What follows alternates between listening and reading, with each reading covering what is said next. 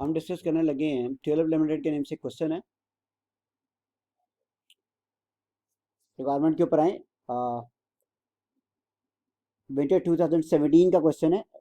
Valid the above situation and recommend the best course of action to TL. Company name होगा। कहता है valid the above situation and recommend the best course of action to TL assuming 360 days है, 360 दिन है। चलो हम question के ऊपर आते हैं। Tulip Limited manufacture and sales a single product. It had increase its production capacity with effect from 1st December 2016. However, due to expansion, TL is experiencing liquidity issues. इसको liquidity के issues आ रहे हैं, पैसा वैसा नहीं है, because of increase of approximately 500 million in the working capital requirement. ठीक है, उसकी working capital requirement कितनी बढ़ गई है जी? 500 million से बढ़ गई है। Increase in working capital requirement,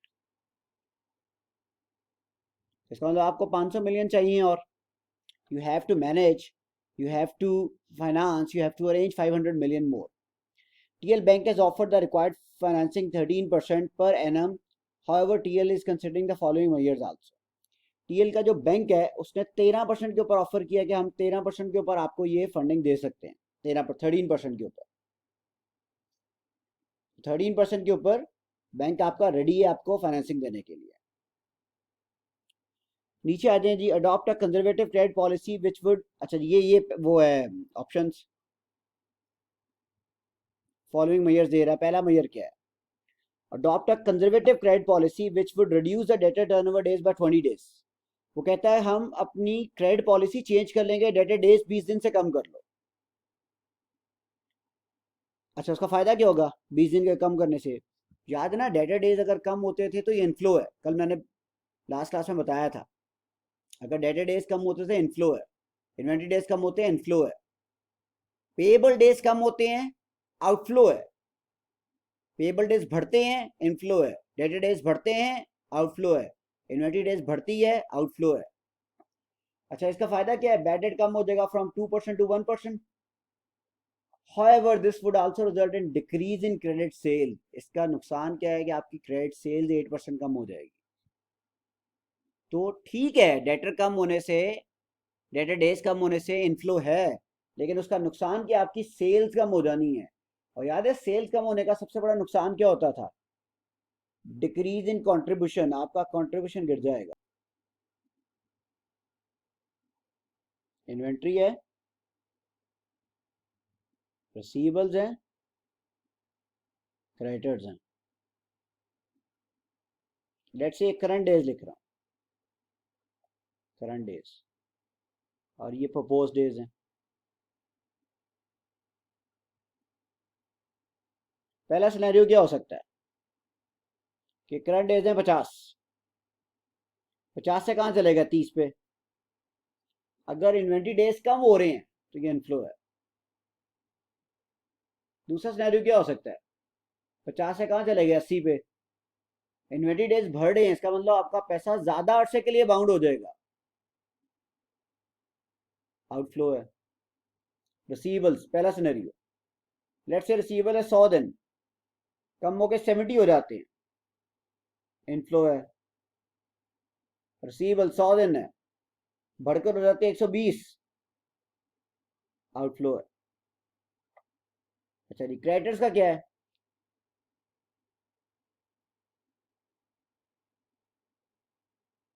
अभी 100 दिन है, 100 दिन नहीं तुम 150 दिन बाद पैसे वापस करोगे, ये इनफ्लो है। लायबिलिटीज का बढ़ना इनफ्लो होता है। अकाउंटिंग में कैश फ्लो स्टेटमेंट बनाते वक्त आपने सीखा होगा लायबिलिटीज का बढ़ना इनफ्लो है, और अगर लायबिलिटी जल्दी वापस करोगे ये आउटफ्लो है।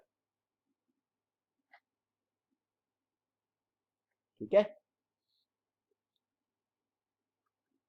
तो इस क्वेश्चन में डेटर डेज कितने से कम हो रहे हैं? 20 दिन से। तो 20 दिन से इनफ्लो तो आपको हो रहा है, लेकिन 20 दिन से जो इनफ्लो हो रहा है उसका एक बेनिफिट है। बेनिफिट क्या है कि आपके बैड डेट 2% से कम होकर 1% हो गए, लेकिन आपकी सेल्स कम हो जाएंगी 8% से। और सेल कम होने का नुकसान क्या है? आपका प्रॉफिट, आपका कंट्रीब्यूशन कम हो जाएगा।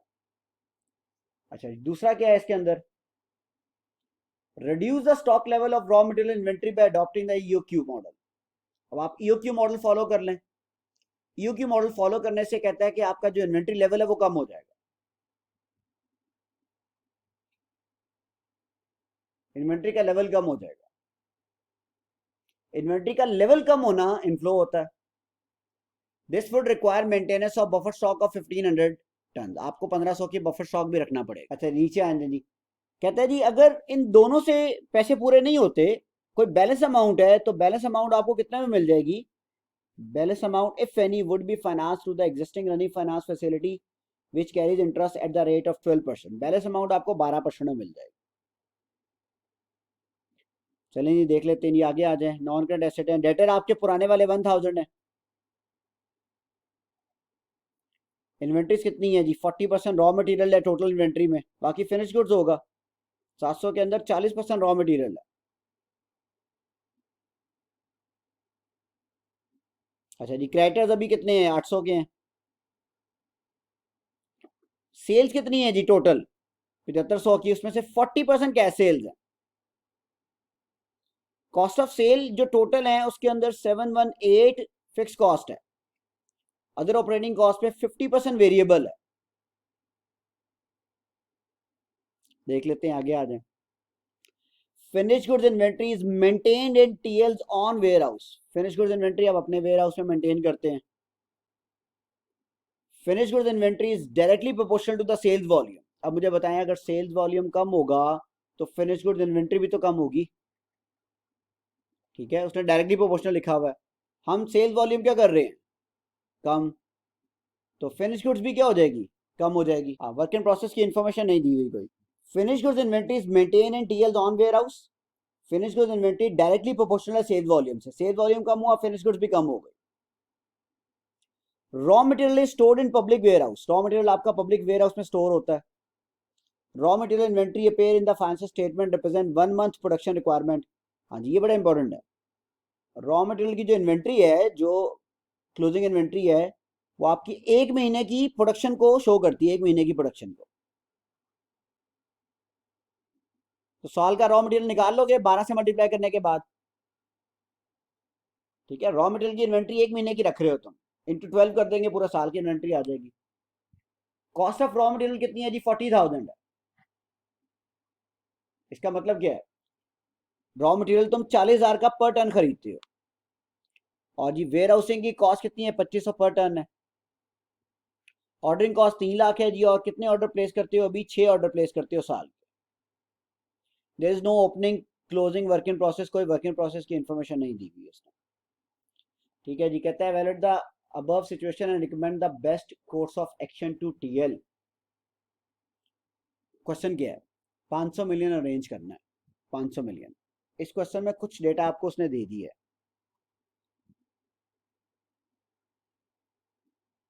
वर्किंग कैपिटल, और यही आपकी फाइनेंसिंग रिक्वायरमेंट, और फाइनेंसिंग रिक्वायरमेंट भी यही है, 500 मिलियन। अच्छा जी, फाइनेंसिंग ऑप्शंस क्या ये हैं?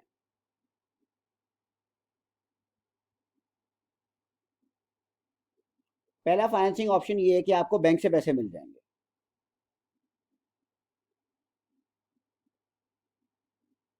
बैंक आपको 500 मिलियन देने के लिए तैयार है। कितने परसेंट के ऊपर? 13% के ऊपर। और से मल्टीप्लाई करो, कितने मिलियन बनता है? 65 मिलियन बनता है। ये पहला ऑप्शन है।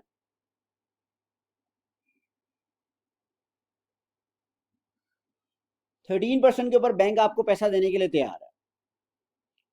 अच्छा जी, दूसरा ऑप्शन क्या है? कि तुम अपनी वर्किंग कैपिटल को ठीक कर लो। अच्छा जी, वर्किंग कैपिटल को ठीक करोगे तो कहां कहां से इनफ्लो आ सकता है? डेटर से आ सकता है, और डेटर के अलावा कहां से आ सकता है? फिनिश गुड से आ सकता है, और इसके अलावा रॉ मटेरियल से आ सकता है, और इसके अलावा कहां से पैसा आ सकता है? हाँ, क्रेडिटर्स का भी जिक्र होगा। क्यों? क्योंकि अगर रॉ मटेरियल कम या ज्यादा करोगे तो क्रेडिटर्स के ऊपर भी इंपैक्ट आएगा। ठीक है, और अगर यहां सबसे पैसा अरेंज ना हुआ तो बैलेंसिंग अमाउंट कहां से आ जाएगी? शॉर्ट टर्म फाइनेंसिंग जो लेती है वो है।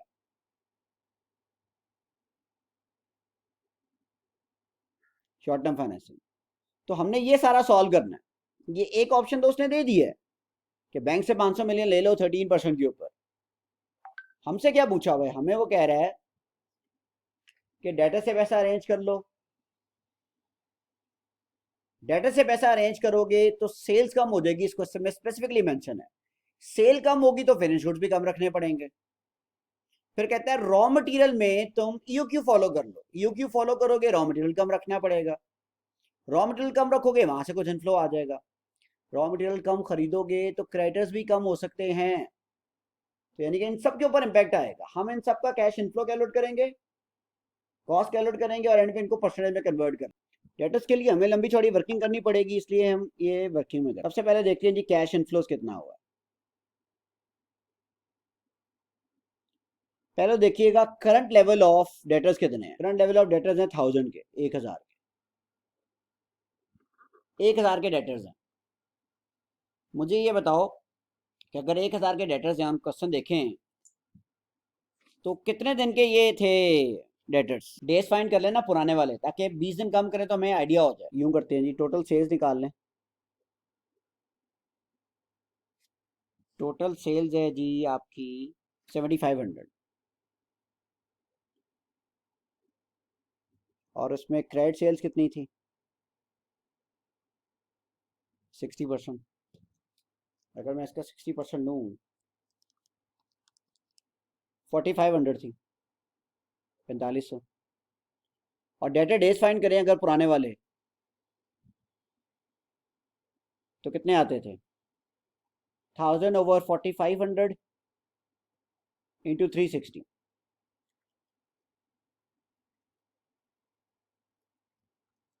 इसका मतलब पुराने वाले दिन 80 होते थे, 80।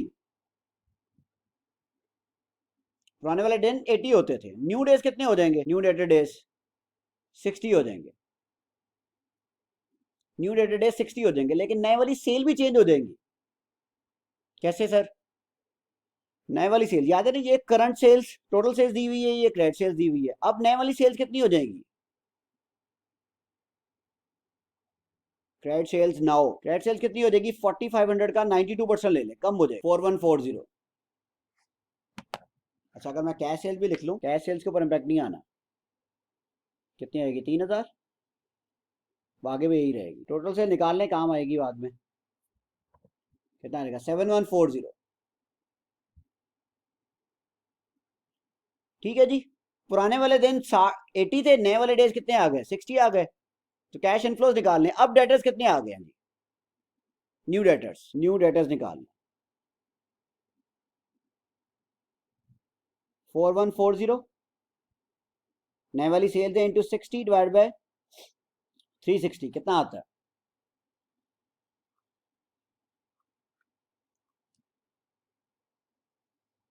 690 आ जाएगा। तो कितना डिक्रीज आ रहा है डेटर्स में, डिक्रीज इन डेटर्स 1000 से कम होकर 690 आ गया। तो कितने का इनफ्लो आ गया 310 का। चलिए 310 का इनफ्लो ऊपर लिख लेते हैं, ये 310 आ गया। ठीक है, सारा कुछ मिलियन में है। अच्छा अब देखते हैं इसका कॉस्ट बेनिफिट क्या है। कॉस्ट बेनिफिट देखते हैं।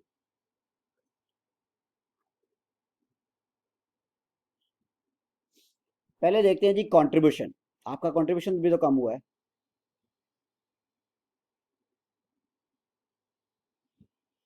कैश सेल्स तो दोनों में सेम थी, मैं कैश सेल्स को नहीं छेड़ रहा, कंट्रीब्यूशन सिर्फ लेते हैं क्रेडिट सेल्स का। अच्छा पहले कंट्रीब्यूशन फाइंड करना पड़ेगा, कंट्रीब्यूशन तो दिया नहीं हुआ। चलो जी कंट्रीब्यूशन फाइंड करते हैं पहले, यहाँ वर्किंग कर लेते हैं कंट्रीब्यूशन। याद है कंट्रीब्यूशन फाइंड करने के लिए क्या करते थे, सेल्स माइनस वेरिएबल कॉस्ट। तो क्वेश्चन पे जाओ, सेल्स देखो कितनी थी, सेल्स तो 7500 है। अच्छा जी वेरिएबल कॉस्ट ढूंढते हैं।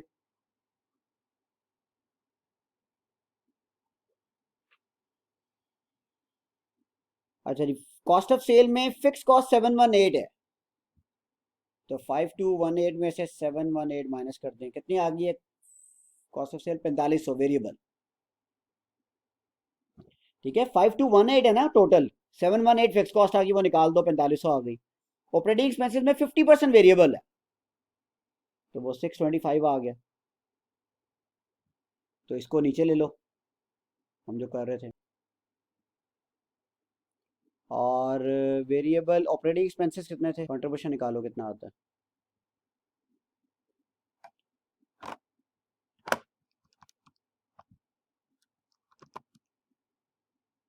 2375। कंट्रीब्यूशन टू सेल्स रेशियो निकाल लो, 31.67 आ, अच्छा जी 31.67। तो ये बिफोर है, ये आफ्टर है।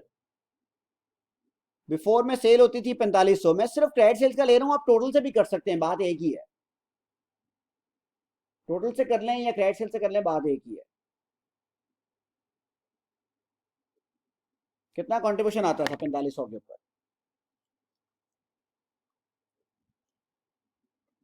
1425। अब सेल कितनी हो गई है? 4140, 31.67 उसका ले लें, आपका कंट्रीब्यूशन फॉल कर जाएगा। अच्छा, इसके अलावा किसके ऊपर इंपैक्ट आएगा? बैड डेट के ऊपर। पहले डेट बैड डेट होता था क्रेडिट सेल्स का 2%, 4500 का 2% लो,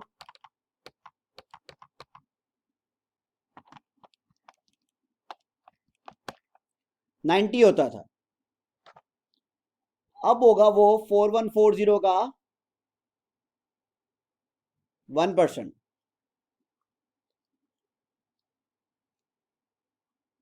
41.4। तो इसका मतलब ये सेविंग आ रही है, तो नेट कर लो, इनको नेट कर लेते हैं आपस में। इधर नेट बेनिफिट कितना है?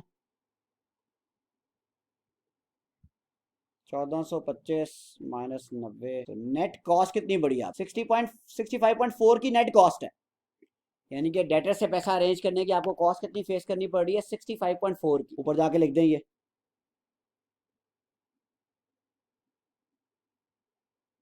65.4। अच्छा जी, अब आ जाए फिनिश गुड्स के ऊपर क्या इंपैक्ट आएगा। पहले तो एक काम करें, देखें फिनिश गुड्स है कितनी। करंट इन्वेंट्री लेवल 700 का 60% है, 420 की है। पहले आप 420 मिलियन की इन्वेंट्री रखते थे, अब जिस प्रोपोर्शन से सेल कम हुई है उसी प्रोपोर्शन से इन्वेंट्री भी कम कर लोगे।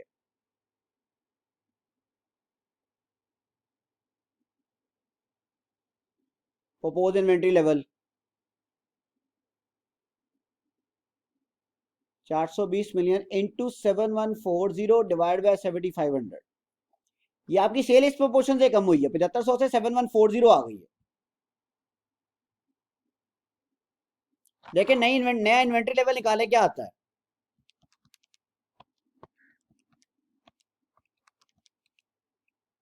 399.84।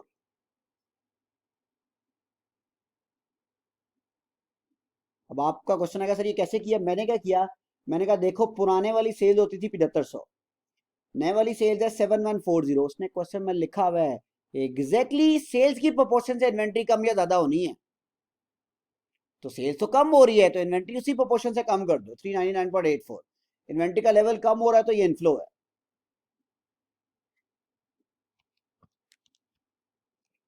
20.16 से इनफ्लो आ गया, हुई है 20.16 मिलियन से, लेकिन इसकी कोई कॉस्ट नहीं नजर आ रही। मैंने क्वेश्चन दोबारा पढ़ा है, कहता है फिनिश गुड्स इन्वेंट्री अपने ही वेयर हाउस में स्टोर करता है वो, इसका मतलब होल्डिंग कॉस्ट वगैरह नहीं होगी उसको कोई। और finish goods inventory is directly proportional to sales volume, इसके अलावा कोई जिक्र नहीं किया हुआ कि फिनिश गुड्स कम होने से कोई कॉस्ट या बेनिफिट भी आएगा, कोई जिक्र नहीं है। ठीक है, इसलिए हम इसको इग्नोर कर रहे हैं। बाकी जो भी वो होल्डिंग कॉस्ट और बाकी चीजें दी हुई है सिर्फ रॉ मटेरियल की दी हुई है।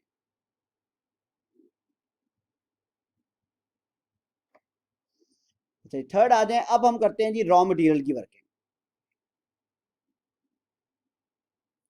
रॉ मटेरियल करने से पहले रॉ मटेरियल का है क्या क्वेश्चन में, रॉ मटेरियल का ये था कि आप reduce the stock level of raw material inventory bye adopting EOQ model. आपने ईओक्यू मॉडल फॉलो करना है और इन्वेंट्री का लेवल कम कर देना। बफर स्टॉक 1500 रखना है, बाद में अभी नहीं रख रहे। अच्छा जी, अभी क्या कर रहा है जी, वो raw material inventory appearing in the financial statement represent 1 month production requirement, 1 महीने की प्रोडक्शन रिक्वायरमेंट है। तो मैं पहले निकालूंगा कि पूरे साल का रॉ मटेरियल कितना है, पुराने वाली ऑर्डरिंग कॉस्ट कितनी है, पुराने वाली होल्डिंग कॉस्ट कितनी है, उसको कंपेयर कर लूंगा ईओक्यू वाले से। नए वाली ऑर्डरिंग कॉस्ट कितनी है, नए वाली होल्डिंग कॉस्ट कितनी है। दो चीजें मैंने चेक करनी है, रॉ मटेरियल का लेवल कम होने से इनफ्लो कितना आया, रॉ मटेरियल का लेवल कम होने से कॉस्ट के ऊपर क्या इंपैक्ट आया। चलिए जी क्वेश्चन के ऊपर आए। 700 की टोटल इन्वेंट्री है जिसमें से 40% रॉ मटेरियल है। Raw material inventory 280 million rupees की है।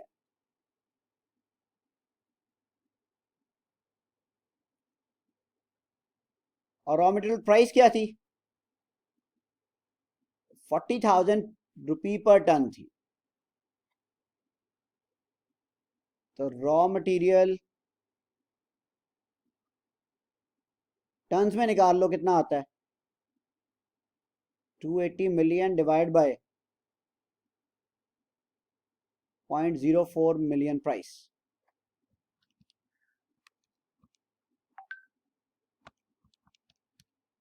तो 7,000 टन आपका रॉ मटेरियल है। ये 1 महीने की प्रोडक्शन के लिए 7,000, तो साल के लिए कितना रॉ मटेरियल होगा,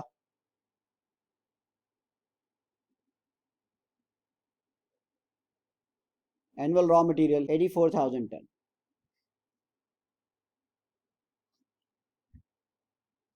अच्छा जी, अब करते हैं फाइंड ऑर्डरिंग कॉस्ट।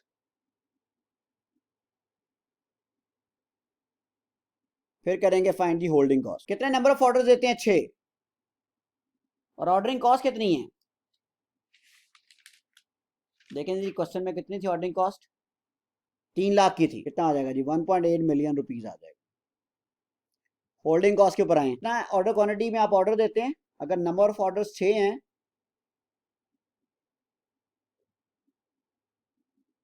तो ऑर्डर क्वांटिटी कितनी आ गई, 84,000 डिवाइड बाय 6 कितनी आ गई, 14,000 की आ गई।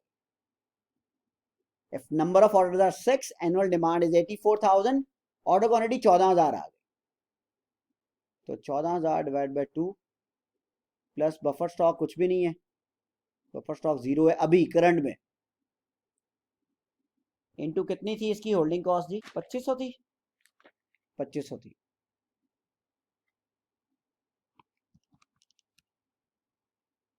17.5 मिलियन। कितनी कॉस्ट आती है जी टोटल अभी, 19.3 मिलियन रुपीस की कॉस्ट है अभी। मुझे बताएं, पहले एनुअल डिमांड होती थी 84,000 की, सेल की प्रोपोर्शन से ये भी कम हो जाएगा। अब आप चाहें तो इसको 95.2% से मल्टीप्लाई कर दें, जो आपने प्रोपोर्शन निकाली थी परसेंटेज में, या वही 7140 डिवाइड बाय 7500 कर दें, कितनी आ जाएगी एनुअल डिमांड,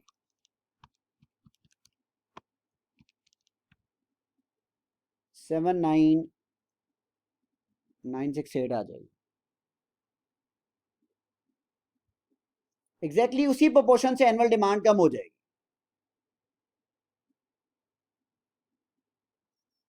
ईयू निकाल लें, economic order quantity 2 into annual demand into पर ऑर्डर कॉस्ट कितनी थी, 3 लाख थी, 25 निकालें क्या आता है, 4381 आ जाएगा, 4381 आ जाएगा ईओ की इकोनॉमिक ऑर्डर क्वांटिटी। ठीक है जी, नंबर ऑफ ऑर्डर्स निकाल लें क्योंकि थोड़ा राउंड ऑफ का मुझे मसला लग रहा है। नंबर ऑफ ऑर्डर्स पहले निकाल लें, 79968 डिवाइड बाय 4381 कितना बनेगा,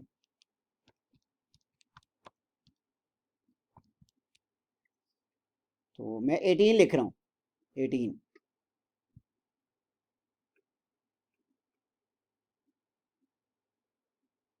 तो मुझे बताएं एडजस्टेड ईओ क्यू कितना आएगा। चलें जी, ऑर्डरिंग कॉस्ट निकालते हैं। नंबर ऑफ ऑर्डर्स है 18 इंटू कितना आ गया, 3 लाख आ गया, 5.4 मिलियन आ रहा है। होल्डिंग कॉस्ट निकालें, प्लस 1500 बफर स्टॉक भी है, 9.3 मिलियन आ जाए।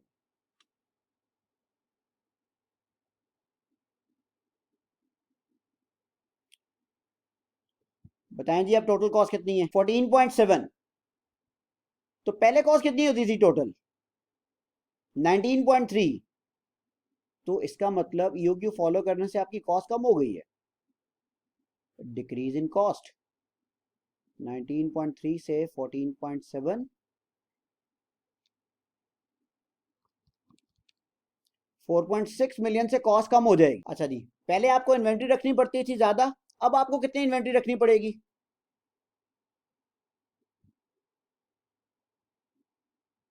अब आपको इन्वेंट्री इतनी रखनी पड़ेगी ऑन एवरेज।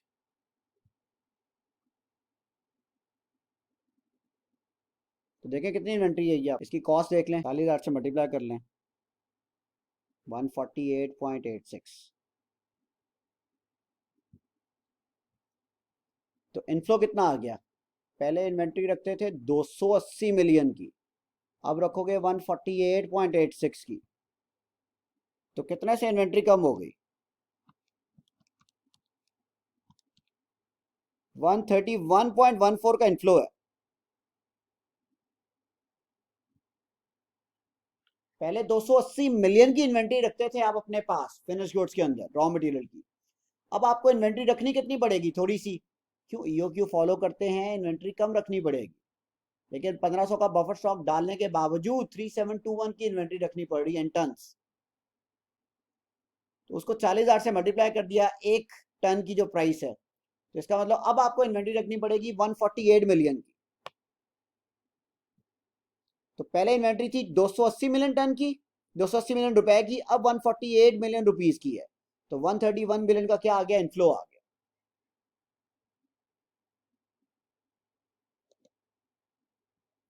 ये बात समझ आई है।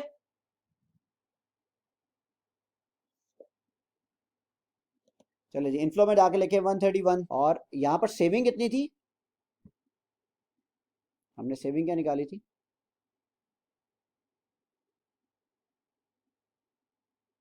4.6 की सेविंग है, कम हो जाएगा ना।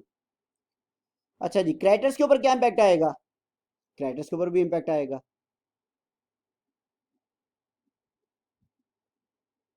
कैसे, ये वर्किंग फोर कर लो, पहले तो बताओ करंट क्रेडिटर्स कितने हैं, देखें क्वेश्चन में,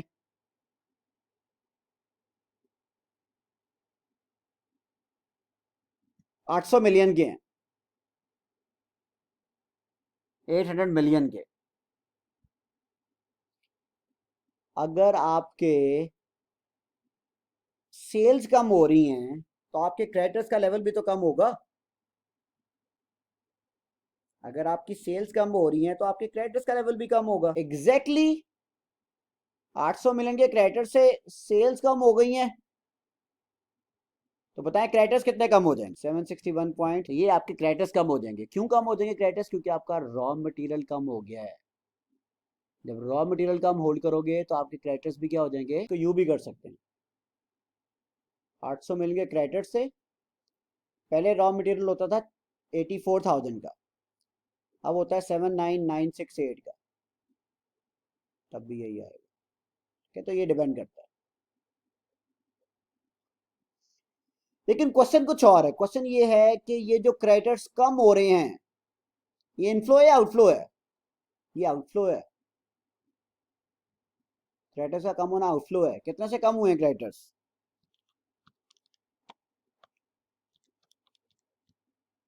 38.4 से,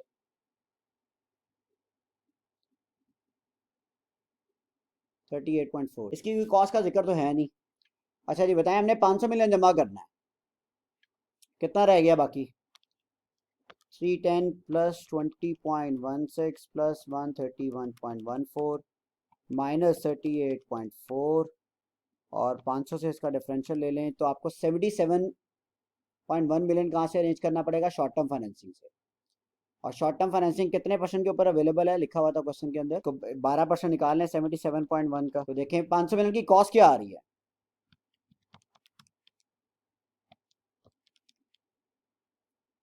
तो 70.05 की कॉस्ट है आपकी, इसको 500 मिलियन पे डिवाइड कर दें, अप्रोक्सीमेटली 14.01% के ऊपर आपको ये सारा पैसा मिल रहा है। तो डिसीजन बड़ा सिंपल है कि आप बैंक से पैसा पकड़ोगे 13% पे, 65 मिलियन कॉस्ट है, या ये डेटर कम करके, रिसीवेबल के डेज कम करके और रॉ मटेरियल में ईओक्यू फॉलो करके पैसा अरेंज करोगे 500 मिलियन, थोड़ा सा शॉर्ट टर्म फाइनेंसिंग से भी, तो इसकी कॉस्ट कितनी आएगी, 70 मिलियन आएगी, जिस जो परसेंटेज में 14.01 है। तो which is more feasible, bank से पैसा अरेंज करना या वर्किंग कैपिटल से, तो हम क्या लिखेंगे, हम बैंक से पैसा अरेंज करेंगे।